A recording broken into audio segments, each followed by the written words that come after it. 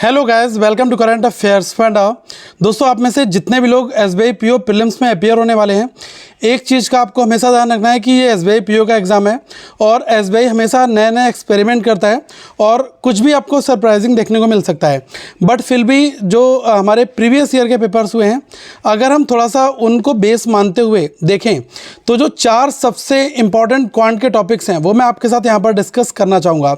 अगर आप अपनी मैक्सिमम प्रैक्टिस इन्हीं के इर्द गिर्द में रखोगे और सबसे ज़्यादा फोकस कहाँ पर रखना है ताकि ये जो बचा हुआ टाइम हमारा है प्रीलिम्स एग्ज़ाम से पहले तो इसमें आप बहुत अच्छी खासी प्रैक्टिस कर सकते हो। ठीक है, देखो गाइज, आपने ये देखा होगा कि ट्रेंड हर एक बार थोड़ा बहुत तो चेंज होता है, लेकिन पूरा का पूरा पेपर, चाहे वो एसबीआई हो चाहे आईबीपीएस हो, वहाँ पर हमें चेंजेस होने को इतना ज़्यादा नहीं देखने को मिलता है।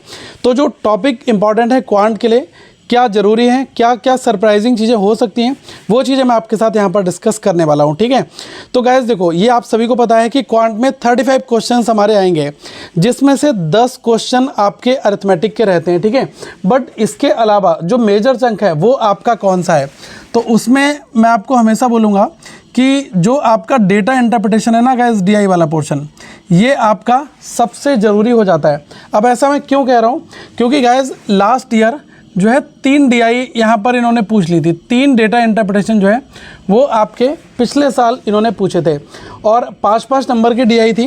तो हमारा जो 15 नंबर होता है, 15 मार्क्स, वो केवल इसी डीआई वाले सेगमेंट से हमारा यहाँ पर बन जाता है। ठीक है, इसके अलावा 2 और टॉपिक आपके हो जाते हैं, जिसमें रॉन्ग नंबर सीरीज़ या मिसिंग नंबर सीरीज़ या आपका अप्रॉक्सीमेशन या सिंप्लीफिकेशन। तो एक कोई ऐसी शिफ्ट होगी जिसमें या तो वो अप्रॉक्सीमेशन पूछेंगे, कोई दूसरी शिफ्ट होगी वहाँ पर वो सिंप्लीफिकेशन पूछ लेंगे। ठीक है, कई बार क्या होता है, इन दोनों टॉपिक को कट कर देते हैं और 5 नंबर के आपके अच्छे खासे क्वाड्रेटिक के क्वेश्चंस के सवाल वो लोग रखते हैं। लेकिन जो मैं आपको डीआई बताने वाला हूँ, ये 3 डीआई, ये कहीं ना कहीं पर 15 नंबर आपको 35 में से देकर जाएंगी अगर 3 डीआई आ जाती हैं। तो अगर आपकी डीआई में प्रैक्टिस कम है तो आप इन बचे हुए दिनों में अलग अलग टाइप की वैरायटी बेस्ड जो है डेटा इंटरप्रिटेशन जो है वो आप सॉल्व करके अपनी प्रैक्टिस कर सकते हो।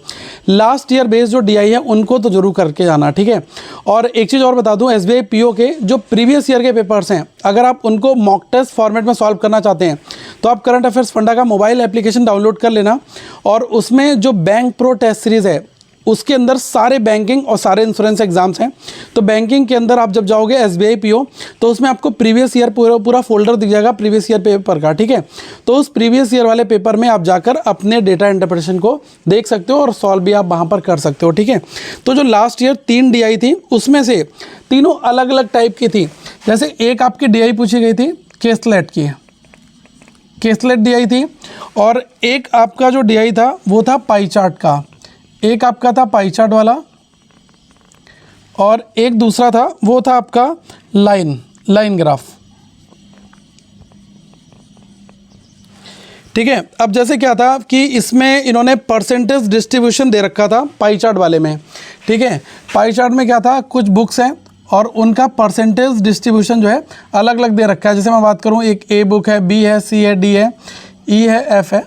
तो ये डीआई ड्यूरेबल थी, लोगों ने आराम से इसको बनाया था, पेपर मैं कहूँगा कि आसान था ये क्वेश्चन। ठीक है, दूसरा जो डीआई था उसमें क्या था, लाइन चार्ट था, 2 सेगमेंट दिए गए थे, एक में मैगजीन था, एक में न्यूज़पेपर था, तो उसको आपको सॉल्व करना था। तीसरा था आपका केसलेट वाला। तो 15 नंबर तो आपके डेटा इंटरप्रिटेशन डीआई से बन जाते हैं यहाँ पर। और देखो यार, काफ़ी लोग कहेंगे कि सर ये एसबीआई पीओ का एग्ज़ाम है, ठीक है, तो यहाँ पर अप्रॉक्सीमेशन और सिंप्लीफिकेशन की आप बात मत करें क्योंकि ये नहीं पूछाएगा।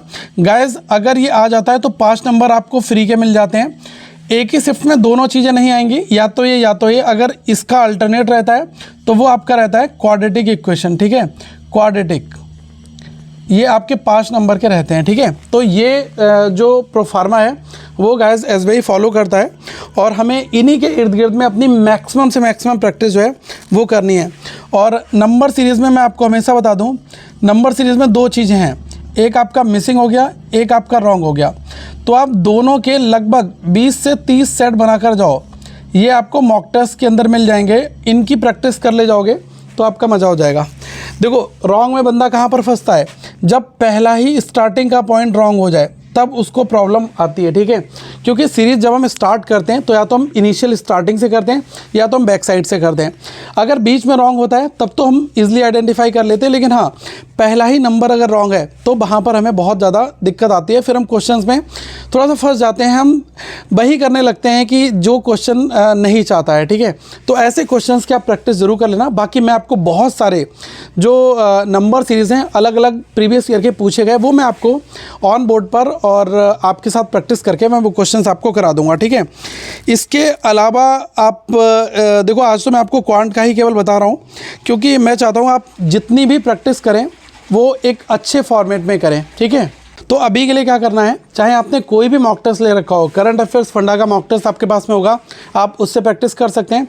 देखो अभी हमारे जो बीते हुए एग्जाम्स हैं, जैसे IBPS PO का निकल गया है, अगर हम देखें IBPS क्लरिकल का निकल चुका है, तो इनके प्रीलिम्स के जो सेट दे रखे हैं वो आप बनाओ। और करंट अफेयर्स फंडा में तो लगभग 3500 के आसपास में अलग अलग मॉक टेस्ट हमने दे रखे हैं, जिसमें सेक्शनल हैं, सब्जेक्टिव वाइज हैं और कंप्लीट फुल मॉक टेस्ट हैं। तो आप अगर बनाकर प्रैक्टिस करोगे तो आपको बेनिफिट मिलेगा।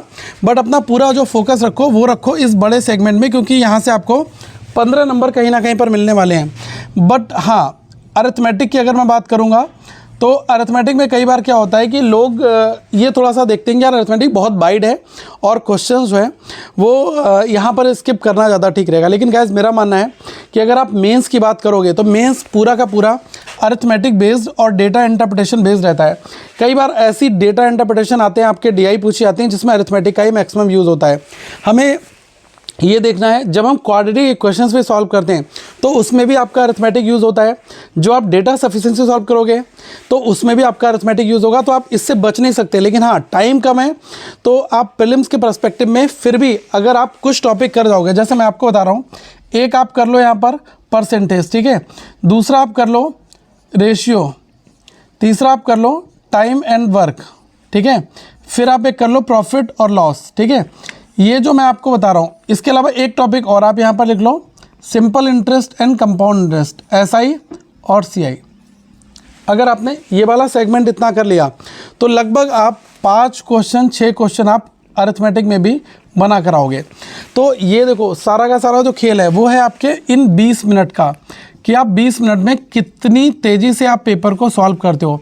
35 क्वेश्चन पूरे नहीं बनाने, अगर आप पेपर आसान है तो लगभग आप 28-30 आप बना लोगे। और मुझे लग रहा है कि एक सिलेक्शन लेने के लिए 28-30 नंबर बहुत अच्छे होते हैं। बट हाँ SBI PO का पेपर कई बार हमें देखने को मिलता है कि हाँ थोड़ा सा मॉडरेट है, तो इस वजह से इतने अटैम्प्ट नहीं हो पाते। लेकिन पेपर इजी की कंडीशन में 28, 30, 32 तक भी लोग अचीव करते हैं और पहुँचते भी हैं, ठीक है। बट फिर भी अगर एक एवरेज अटैम्प्ट की बात करोगे आप मुझसे तो वो लगभग होंगे 22 से 24, इतने अगर आप बना कर आ रहे हो तो वेल एंड गुड, बहुत अच्छे हैं, ठीक है। तो ये क्वांट का एनालिसिस है जो आप SBI PO एग्ज़ाम्स के लिए आप करें और अभी से प्रैक्टिस करें। और जो प्रीवियस ईयर के पेपर हैं वो आपको हर एक ईयर का मिल जाएगा, अलग अलग शिफ्ट के पेपर्स। तो उसमें क्या कर रखा है हमने, मॉक टेस्ट फॉर्मेट में आप पेपर बना सकते हो। आप करंट अफेयर्स फंडा ऐप को इंस्टॉल कर लो, वहाँ पर आपको SBI PO की टेस्ट सीरीज मिल जाएगी, उसमें आपको प्रीवियस ईयर पेपर में ये मिल जाएगा, ठीक है। तो मैं डिस्क्रिप्शन में लिंक दे रहा हूँ सो दैट आप इसको डाउनलोड भी कर लें और अपनी प्रैक्टिस और भी शानदार तरीके से करें। Thank you so much guys, have a good day all of you once again, we will meet in a next video.